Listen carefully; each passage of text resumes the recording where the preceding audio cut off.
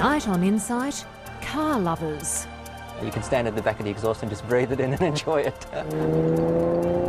That's the first girly car I've ever brought. The oil companies in Australia have strongly backed cleaner fuels.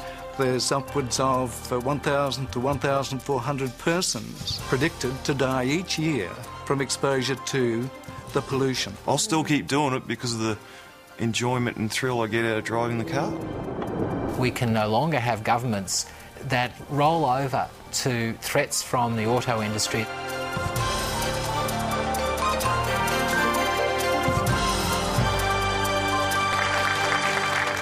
And now, the presenter of Insight, Jenny Brocky. Hello and welcome. Petrol prices rising and concerns about greenhouse gas emissions. Yet Australians are buying more new cars than ever before. Last year, for the first time, more than 1 million new vehicles were sold in a population of just 21 million.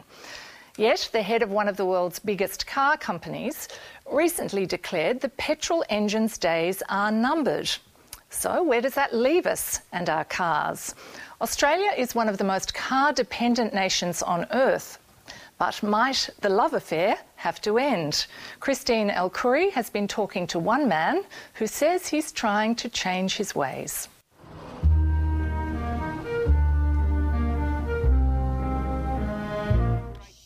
Monday to Friday, Matt Wacker is the picture of eco-responsibility. A couple of years ago, he decided it was time to trade in the family's 2 fuel-guzzling sedans. We had a Commodore V8 and a VY, and we drove around in Australia in it, and we wanted to get rid of it after that. We were looking around for something that was more economical. Matt and his family live in suburban Dingley, 35 kilometres southeast of Melbourne. He's lived there for 30 years. Bye! Bye! Basically, there's no trains in Dingley, there's no bus stop. Therefore, it's either you have a car or you do a lot of walking. We've got 2 of our family cars here in the driveway, my wife's Prius and my own. We have Saturday sport, so one goes into a different direction and the other one goes into a different direction, so we need 2 cars for that. And during the week, my wife goes to work and I go to work, so it's 2 different directions again. Matt chose to replace the V8s with hybrids. The hybrids run on petrol and an electric battery. The petrol engine turns off at the traffic lights and the electric battery kicks in to save fuel. They can emit up to 50% less carbon than the average car. You insert the ignition square into the car. After that, you press the power button and the car is running and there is no noise at all. It's super quiet. You are ready to drive off. $50 gets you approximately 1,000 Ks. With the carbon hype and the Kyoto Treaty and all the things that were going on, I thought, OK, we have 2 cars, why not try and reduce our carbon footprint and save money at the same time? And we're environmentally friendly, we still get around, we halved our costs.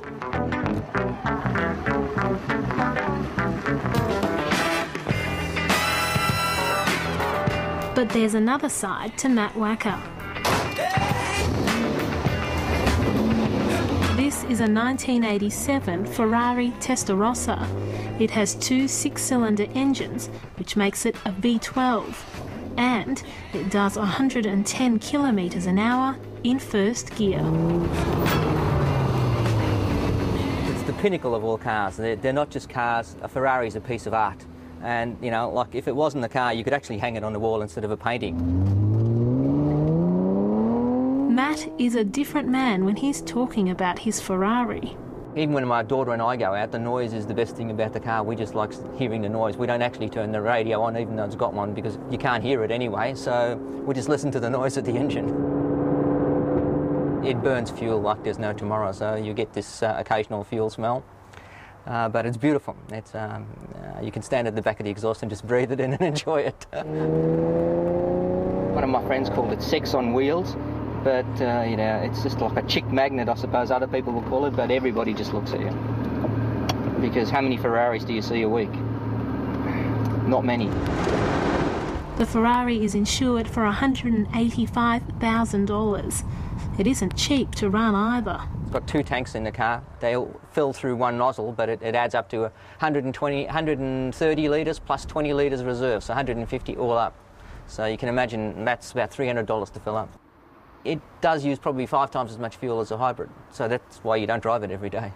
Every boy's got to have a toy, and this is our family toy, not just mine. But it's been a long journey for Matt to get his Ferrari.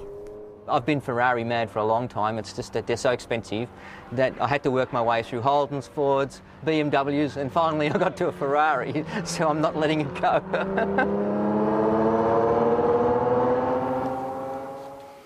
Welcome everyone, and welcome Matt. Would you ever give up your Ferrari? Only for a more special one, yes. So a bigger, yes, more fuel-guzzling... I've seen one the other day when I took my car in for a service, 740,000. I thought, oh, that could be the next one. You used to be a rally driver. I think we have a picture of you here as driving your rally car. That is Bathurst, and that's Mr. Brock, and I'm in number 14. Unluckily, he ran in the side of me. So that's Mr. Brock. Yeah, that's the Dipper at Bathurst in 1990.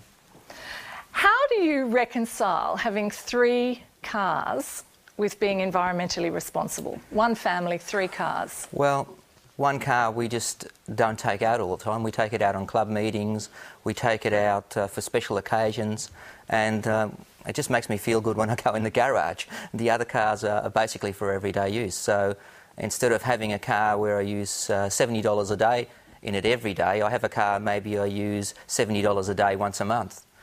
So we're basically probably more environmentally friendly than most people who drive their V8s every day. OK, so you're having it a bit both ways. You're getting the thrill definitely at one end, and you're doing what you think is the environmentally responsible thing Monday to Friday. Vanessa Amorosi, most of us know you as a singer, but you're also a car lover. Take us through your loves, and I think we've got some photographs of your cars. Tell us about your cars. Well, it's actually been something I've done with my stepdad, and that's so dirty. My poor little car. I wanted to stick a rotary in it because I actually blew up the original motor and stuff, and it's actually... So what is it? Just tell us what this is. That's a Morris Minor done up at a ute. It's got like little stacks on it and stuff, but it's still something that we're continuing to do up. But yeah. And you've got a... Do you drive it much? Occasionally. I don't like driving it because I'm very paranoid that people like to break in, and it does get a lot of looks, and I already have had people try and break in a few times to her. Now, you've got a Mercedes as well? Yeah, that's the new work car. It's the girliest car I've ever had because I've actually always had 4-wheel drives, and I've always found, because I used to race 4Bs, so I've always had them quite jacked up and too big for the city, and I can never get them into parking. So that's the first girly car I've ever brought. So that's a girly car. How many cars do you have? At the moment I've got about 4, I think, but mainly I have road bikes now because it's a lot cheaper and it's a lot quicker to get in and out of the traffic, and I live about an hour and a half from the city, and I don't really fancy living in the city, so with the line of work that I do, it's just a lot easier through peak hour to have a bike, and it's more fuel efficient. And what would it take for you to give them up? Lose my legs. Lose your legs, OK. We're getting a sense of how important the car is to some people.